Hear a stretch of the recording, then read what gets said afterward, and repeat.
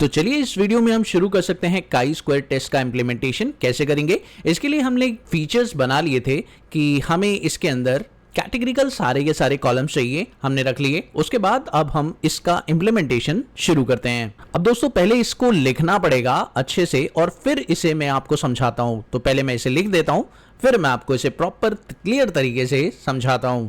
ना दोस्तों सबसे पहले मैंने इसे रन कर दिया है। अब मैं इसे आपको एक्सप्लेन कर रहा हूं कि ये क्या कहना चाह रहा है। सबसे पहले मैंने काई स्क्वायर टेस्ट के लिए लाइब्रेरी को इंपोर्ट किया और इसके अंदर काई स्क्वायर टू कॉन्टिजेंसी नाम का फंक्शन हमने यहां पर इंपोर्ट किया। उसके बाद मैंने पांडास को भी इंपोर्ट किया साथ में, और अल्फा की वैल्यू 0.5 रखने का पर्पस ये है कि जो काई स्क्वायर टेस्ट के अंदर अगर आप एरर की बात करें तो ये 0.5% होती है। इट मींस हम ये मान रहे हैं कि हमारा जो मॉडल है 95% एक्यूरेट है और 5% रॉन्ग है। एक अजम्पशन लेते हैं और अजम्पशन मान के हम अल्फा वैल्यू 0.5 रख रहे हैं, यानी 95% ये करेक्ट प्रेडिक्शन कर सकता है। अब दोस्तों यहां पर किया क्या है मैंने, अगर आप चैट जीपीटी में देखें तो उसका आंसर बड़ा सिंपल है कि Q cut function quantile cut करता है। ये कंटिन्यूअस न्यूमेरिक डेटा को इक्वल नंबर रिकॉर्ड्स वाले ग्रुप में डिवाइड कर देता है। इसमें क्यू कट फंक्शन में 3 पैरामीटर्स होते हैं। एक होता है आपका डेटा, दूसरा होता है क्यू और तीसरा होता है लेबल्स। तो आपने क्या किया कि हमने सबसे पहले अपना डेटा दिया है, that is the charges column. उसके बाद उसे कितने क्वार्टर्स में डिवाइड करना है, that is the 4th quarter. और लेबल्स हमें, और इसका सिंपल सा मतलब क्या निकलेगा, मतलब ये निकलेगा कि चार्जेस कॉलम में मान लीजिए डेटा कुछ इस तरह का दिया हुआ है तो ये 4 पार्ट में डिवाइड हो जाएगा, Q1, Q2, Q3, Q4, और हर पार्ट लगभग कुछ इस तरह से दिखाई देगा। यानी 1000 से 3000 Q1, 3001 से लेकर 7000 दैट इज Q2, 7001 से लेकर 15000 तक Q3 और 15001 से लेकर 50000 तक Q4। ध्यान रहे एक्चुअल रेंज डेटा का डिस्ट्रीब्यूशन हिसाब से ऑटोमेटिकली डिसाइड होता है। और अगर आपकी रेंज कुछ इस तरह से बन रही है तो आप देखिए इसका आउटपुट अगर आप चेक करें तो कुछ इस तरह का दिखाई देगा। लेकिन अगर आप लेबल्स को फॉल्स कर देते हैं तो आपका आउटपुट 0, 1, 2, 3 इस तरह से दिखाई देगा। चार्जेस कॉलम को वो सेम लेवल पर यानी एक छोटे लेवल पर ले आएगा, जिससे कि चार्जेस कॉलम में छोटे ग्रुप के लिए 0, उससे बड़े ग्रुप के लिए 1, और उससे बड़े ग्रुप के लिए 2, और उससे बड़े ग्रुप के लिए 3, एंड द फाइनल ग्रुप के लिए आपको 4 दिखाई देगा। कुछ इस तरह से काई स्क्वायर टेस्ट कैटेगरिकल वेरिएबल पे काम करता है, इसीलिए हमने ऐसा किया है। तो विजुअल रिप्रेजेंटेशन अगर आप इसका करेंगे तो कुछ इस तरह से ग्रुपिंग हो जाएगी। ग्रुप 0 ये है, ग्रुप 1 ये है, ग्रुप 2 ये है, ग्रुप 3 ये है। और आपने अभी कहा कि काई स्क्वायर 2 का जो रिजल्ट है वो अभी ब्लैंक है, यानी अभी आपने एक खाली डिक्शनरी क्रिएट कर ली है। अब इस खाली डिक्शनरी के अंदर डेटा फिल करने के लिए आगे का कोड समझते हैं। अब जैसा कि आप देख रहे हैं यहां पर मैंने इस कैटेगरिकल फीचर्स बना रखे थे पहले भी, इस तरह के कोड में दे दिया है। स्टेप 1 में हमने कैटेगरिकल फीचर्स क्रिएट किए। स्टेप 2 में हमें काई स्क्वायर टेस्ट करना है। तो सबसे पहले हम क्या करेंगे, हर एक कैटेगरिकल फीचर्स को कोल नाम के वेरिएबल में, जो कि लूपिंग वेरिएबल है, उसमें डाल देंगे। तो लूपिंग वेरिएबल से क्या होगा, फर्स्ट को ये मानेगा फीमेल, सेकंड को मानेगा स्मोकर, थर्ड को रीजन, उस तरह से आपका लूप चलेगा पहले से लेकर 8वें कॉलम तक। अब कॉन्टिजेंसी के अंदर इज इक्वल्स टू पीडी का क्रॉस टैब फंक्शन आपने यूज किया है। तो पांडास का क्रॉस टैब फंक्शन क्या करता है, चलिए देखते हैं। तो इससे पता चलता है कैटेगरी की टारगेट किस ग्रुप में कितनी बार आई है। ये आपको एक फ्रीक्वेंसी टेबल बनाकर देता है। जैसे आपने अभी अभी ऊपर एक काम किया था कि 4 ग्रुप में डिवाइड किया था, 0, 1, 2, 3। तो ये स्मोकर वाले डेटा को देखकर बताएगा कि कौन सी कैटेगरी की फ्रीक्वेंसी क्या है।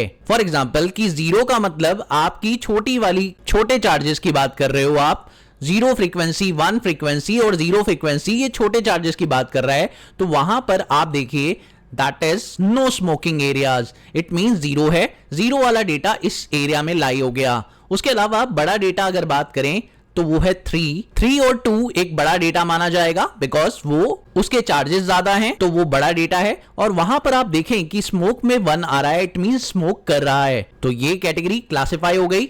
तो स्मोकर जहां पर होंगे वो सारे के सारे 3 और सेकंड कैटेगरी में आपको दिखाई देंगे, वहां पर आपको 1 दिखेगा। अदरवाइज आपको 1 और 0 वाले एरिया में जहां पर भी चार्जेस 0 और 1 होंगे उस ग्रुप के अंदर आपको नो स्मोक दिखाई देगा। That's it. तो इस तरह से इसने क्लासिफिकेशन कर दिया। तो आप चेक करिए क्रॉस टैब फंक्शन का पैरामीटर क्या होता है? क्रॉस टैब फंक्शन का पैरामीटर होता है आपका पहला कॉलम, आपका कॉलम यानी स्मोकर का, और दूसरा कॉलम चार्जेस बिन्स का। तो आपका कॉलम चार्जेस बिन के कॉलम के हिसाब से कौन कौन से एरियाज में लाई करेगा, तो कॉन्टिजेंसी टेबल्स यही बोलता है। ये काई स्क्वायर टेस्ट का इनपुट होता है। अब दोस्तों कमाल की बात यह है कि इस लाइन के बाद आपने इस कॉन्टिजेंसी को उठाकर काई स्क्वायर फंक्शन के अंदर डाल दिया है, जो कि आपने शुरुआत में इंपोर्ट किया था। आप देख सकते हैं कि शुरुआत में आपने काई स्क्वायर टू कॉन्टिजेंसी नाम का फंक्शन इंपोर्ट किया था और उस फंक्शन के अंदर अब आपने अपनी कॉन्टिजेंसी को प्लेस कर दिया।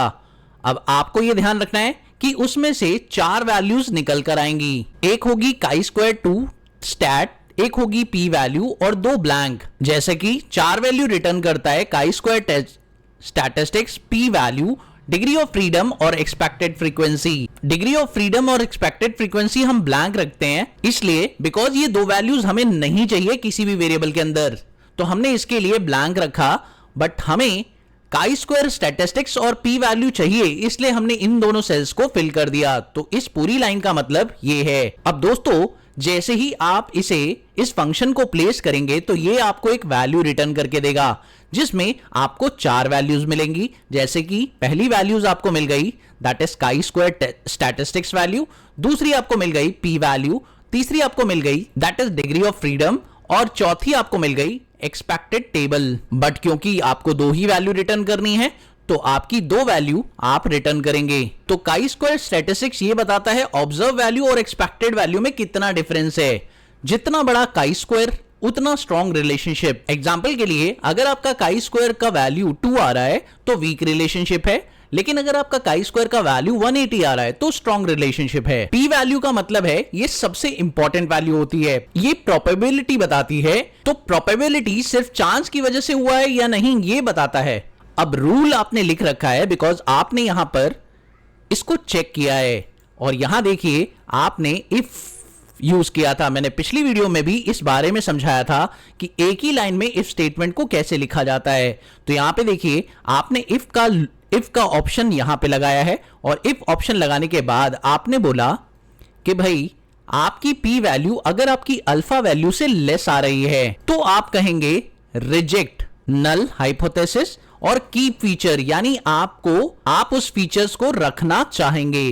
पी की वैल्यू लेस देन आ रही है अल्फा वैल्यू से, तो इट मींस आपका पी वैल्यू अगर लेस है 0.05 से तो फीचर इंपॉर्टेंट है, लेकिन पी वैल्यू अगर ज्यादा है 0.05 से तो फीचर इंपॉर्टेंट नहीं है। और अगर ऐसा होता है तो आपको यहां पर एक टेस्ट करना है और इस टेस्ट में आप लोगों ने साफ साफ प्रूव कर लिया कि भैया if the test is opposite तो आप उस फीचर को एक्सेप्ट करेंगे और अगर आपका टेस्ट अपोजिट नहीं निकला फॉल्स, अदरवाइज आप उस फीचर को ड्रॉप कर देंगे और ये आप डिसीजन नाम के एक वेरिएबल में रख देंगे। तो इसे टर्नरी ऑपरेटर कहते हैं जब आप एक लाइन में अपना इफ स्टेटमेंट लिख देते हैं। और दोस्तों कमाल की बात यह है कि आप इसे नॉर्मल इफ के साथ भी कर सकते हैं। अगर आपको यह समझ में नहीं आ रहा तो आप इसे नॉर्मल इफ के साथ भी करिए, कोई प्रॉब्लम नहीं रहेगी। सेम इसी तरह से आप लिख सकते हैं। सेम क्या लिखेंगे, P value is less than alpha तो डिसीजन रहेगा रिजेक्ट नल, और अगर ऐसा नहीं होता तो डिसीजन रहेगा एक्सेप्ट नल। That's it. तो इसका शॉर्ट वर्जन था जैसे आप लिखना चाहें। अब दोस्तों पी वैल्यू यहां पर आ रही है पहले केस में, अगर आप चेक करें तो यहां पर रिजल्ट देख सकते हैं आप लोग। पी वैल्यू यहां पर आ रही है 0.0, तो यहां पर ये फीचर रखना चाहिए क्योंकि पी वैल्यू आपकी 0.05 से कम है तो इस फीचर को आपको रखना चाहिए। लेकिन अगर आप चेक करें तो यहां पर आपका पी वैल्यू 0.5 से कम नहीं आ रही, तो भाई यहां पर इस फीचर को ड्रॉप कर देना चाहिए। इट मींस इसकी इंपॉर्टेंस आपके डेटा के अंदर बिल्कुल भी नहीं है, तो इस फीचर को ड्रॉप करना सही रहेगा।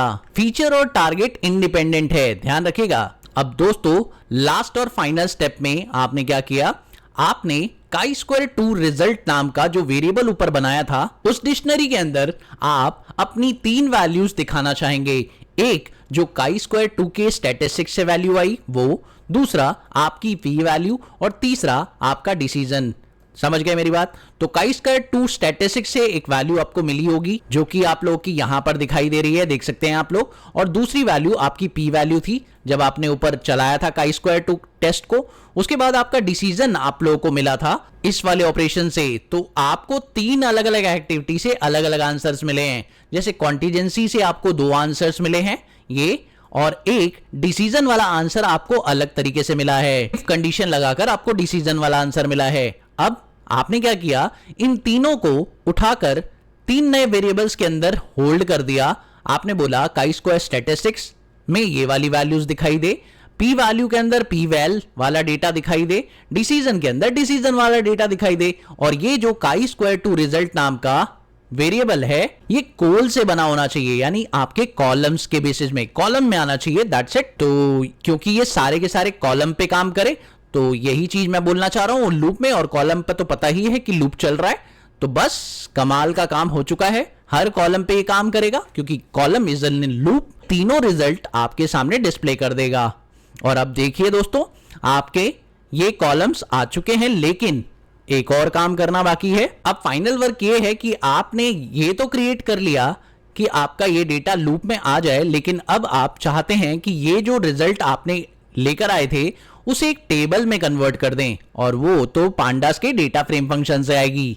तो बस आपने डेटा फ्रेम फंक्शन चलाया, डॉट टी क्या करता है, ये डेटा को ट्रांसपोज करता है। सीधी सी बात है, अगर आप डॉट टी नहीं लगाएंगे तो डेटा ट्रांसपोज नहीं होगा। इट मींस आपका डेटा में ये वाले सारे सेक्शन ऊपर की साइड रहेंगे और ये वाले सारे सेक्शन इधर की साइड दिखाई देंगे। तो आपको समझ में ज्यादा नहीं आएगा, इसलिए आप चाहते हैं कि आपका डेटा क्या हो जाए, ट्रांसपोज हो जाए। इट मींस आपका ये जो हेडर था पहले, ये सारे के सारे जो हेडर थे वो अब एक रो फॉर्मेट में आ चुके हैं, हॉरिजॉन्टल वे में, और ये जो अभी रो बनने वाले थे वो अब कॉलम्स में आ चुके हैं। तो इसीलिए आपने टी लिख दिया इसके आगे ताकि आपका डेटा ट्रांसपोज हो जाए। और अब फाइनल काम, तो फाइनल काम में आपने एक सिंपल सा वर्क किया कि भाई ट्रांसपोज करने के बाद आपने इसे सॉर्ट भी कर दिया कि आपका जो फीचर है वो पी वैल्यू के अकॉर्डिंग लोअर टू हायर दिखाई दे। तो पी वैल्यू जहां पर सबसे कम है वो ऊपर दिखेगी, और पी वैल्यू जहां सबसे ज्यादा है वो नीचे दिखेगी। That's it the point. तो ये सारे के सारे कैटेगरिकल कॉलम में ऐसे दिखा देगा, और बस अब आप डिसीजन ले सकते हैं। जो डेटा फ्रेम है वो इस तरह का आ चुका है। फाइनली अब आपके पास डेटा फ्रेम आ गया, और डेटा फ्रेम आने के बाद कुछ इस तरह से आपको वैल्यू दिखाई देगी, और feature chi square statistics P value आपको दिखाई दे रहा है। अब आपको कौन सा फीचर एक्सेप्ट करना है, कौन सा फीचर एक्सेप्ट नहीं करना है, ये भी आपको पता चल रहा है। तो कुछ इस तरह का फ्लो डायग्राम आपका चलता है। तो अगर आप इसे समझना चाहते हैं तो बड़ा सिंपल है। Categorical features, 1 feature at a time for a loop आपने चलाया, क्रिएट करिए कॉन्टिजेंसी टेबल जो कि पीडी क्रॉस टैब से चलेगी। फिर काई स्क्वायर टेस्ट रन कीजिए, गेट करिए अपनी काई स्क्वायर स्टैटिस्टिक्स की वैल्यू और पी वैल्यू, और फिर अल्फा वैल्यू से उसे कंपेयर करके अपना डिसीजन निकालिए, और फिर उसे एक डिक्शनरी में स्टोर कीजिए। डिक्शनरी में स्टोर करने के बाद उसे एक डेटा फ्रेम बनाइए, उसे सॉर्ट करिए और फाइनल डेटा अपना देख लीजिए। तो अब आप जानते हैं ये सारी चीजें हमने ऑब्जर्व करी। छोटी पी वैल्यू स्ट्रॉन्ग रिलेशनशिप, बड़ी पी वैल्यू वीक रिलेशनशिप, ये बात आप लोगों को पता चल चुकी है इस डेटा से।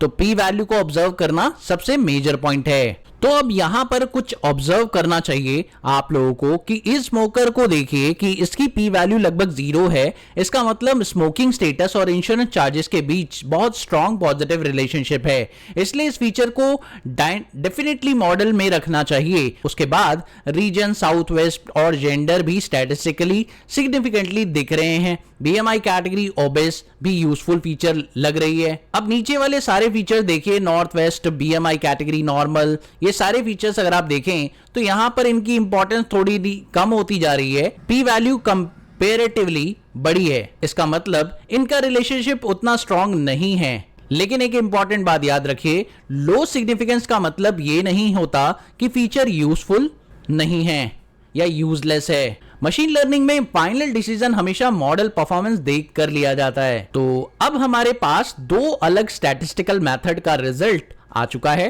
पहला पियर्सन कोरिलेशन और दूसरा काई स्क्वायर टेस्ट। अब हम सिर्फ एक मेथड पर डिपेंड नहीं करेंगे, हम दोनों रिजल्ट को कंपेयर करेंगे, साथ ही डोमेन नॉलेज भी यूज करेंगे और फिर डिसाइड करेंगे कि फाइनल मॉडल में कौन सा फीचर रखना है। तो अब अपना फाइनल डेटा फ्रेम रेडी कर लेते हैं और उसमें क्या क्या चीजें रहनी चाहिए आपको मैं बता देता हूं। सो नाउ अब आप चेक कर सकते हैं आपके फाइनल डेटा फ्रेम के अंदर ये सारे कॉलम्स हमने डाल दिए हैं। Age is female, BMI, children is smoker, charges, region south east, BMI category obese.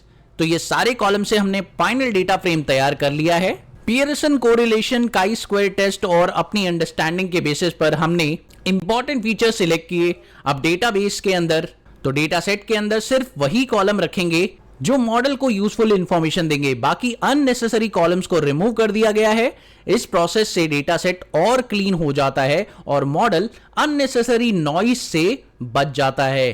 तो चलिए एक बार फाइनल डेटा फ्रेम देख लेते हैं। डेटा फ्रेम डॉट हेड हम देखना चाह रहे हैं, तो let's see this is the final data frame जो हमारे पास है, जो मॉडल की ट्रेनिंग के लिए अब जरूरी है। अब फाइनल डेटा सेट को एक बार वेरीफाई कर लेते हैं। आप देख सकते हैं सिर्फ सिलेक्टेड फीचर्स ही बच गए हैं। कंटिन्यूअस फीचर ऑलरेडी स्केल्ड हैं। कैटेगरिकल फीचर न्यूमेरिकल फॉर्मेट में कन्वर्ट हो चुके हैं। टारगेट वेरिएबल्स यानी चार्जेस भी अवेलेबल है। अब हमारा data set completely machine learning model training के लिए रेडी हो चुका है। तो बधाई हो, अब आप फीचर सिलेक्शन भी सक्सेसफुली कंप्लीट कर चुके हैं। हमने स्टैटिस्टिकल मेथड का यूज करके आइडेंटिफाई किया कि कौन से फीचर मॉडल के लिए यूजफुल हैं।